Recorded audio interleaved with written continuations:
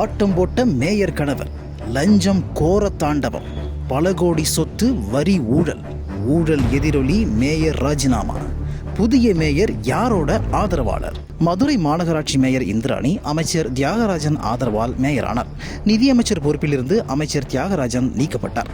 அதைத் தொடர்ந்து மாநகராட்சி மீதான தனது கவனத்தை அமைச்சர் தியாகராஜன் குறைத்துக் கொண்டார். இதனால் காட்டாற்று வெள்ளம் போல் மாநகராட்சியில் லஞ்சம் கோர தாண்டவம் ஆடியது.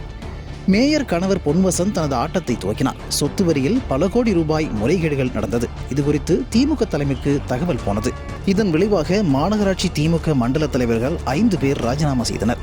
சொத்து வரி முறைகேட்டில் மேயர் கணவர் பொன்வசந்த், உதவி கமிஷனர்கள், பில் கலெக்டர்கள் உட்பட 20 பேர் கைது செய்யப்பட்டனர்.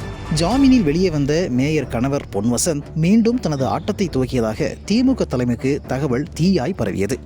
தேர்தல் வரும் நிலையில் கட்சிக்கு அவப்பெயர் ஏற்படும் என கருதிய திமுக தலைமை மேயர் இந்திராணியை ராஜினாமா செய்யும்படி கேட்டுக்கொண்டது. அதைத் தொடர்ந்து மேயர் இந்திராணி தனது பதவியை ராஜினாமா செய்தார். மேயர் இந்திராணியின் ராஜினாமா கடிதம் மாநகராட்சி துணை மேயர் நாகராஜன் தலைமையில் நடந்த மாமன்ற கூட்டத்தில் ஏகமனதாக ஏற்கப்பட்டது. இந்நிலையில் இந்திராணியின் 18வது வார்டிற்கு புதிய கவுன்சிலர் யார் என்ற கேள்வி எழுந்துள்ளது.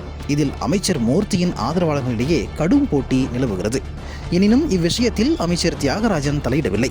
தான் உண்டு தனது வேலை உண்டு என மாநகராட்சி விஷயத்தில் தலையிடாமல் ஒதுங்கிக் கொண்டார். இதற்கிடையே புதிய மேயராக அமைச்சர் மூர்த்தியின் ஆதரவாளர்கள் வாசுகி, லட்சிகாஸ்ரீ, தளபதியின் ஆதரவாளர்கள் சரவண புவனேஸ்வரி, கவுன்சிலர்கள் மகாலட்சுமி, ரோஹிணி, இந்திரா காந்தி ஆகியோரிடையே கடும் போட்டி நிலவுகிறது.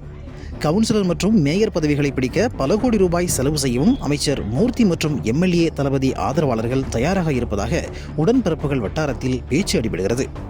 கடந்த முறை அமைச்சர் தியாகராஜனின் கை ஓங்கி இருந்தது. அவர் கை காட்டி இந்திராணி மேயராக தேர்வு செய்யப்பட்டார். தற்போது ஆட்சி அதிகாரம் மற்றும் வருவாயின் உச்சத்தில் இருக்கும் அமைச்சர் மூர்த்தி கை காட்டும் நபருக்கே கவுன்சிலர் மற்றும் மேயர் பதவி கிடைக்கும் என்ற நிலை ஏற்பட்டுள்ளதாக உடன்பிறப்புகள் மத்தியில் பேச்சு அடிபடுகிறது.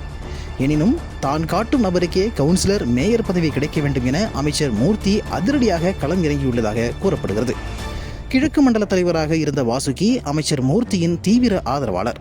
அவர் மாநகராட்சியில் நடைபெற்ற 150 கோடி ரூபாய் சொத்து வரி ஊழல் ராஜினாமா செய்த மண்டல தலைவரில் அவரும் ஒருவர் என்பது குறிப்பிடத்தக்கது. அவருக்கே மேயர் பதவி கிடைக்கும் வாய்ப்புகள் பிரகாசமாக இருப்பதாக திமுக வட்டார தகவல் தெரிவிக்கிறது.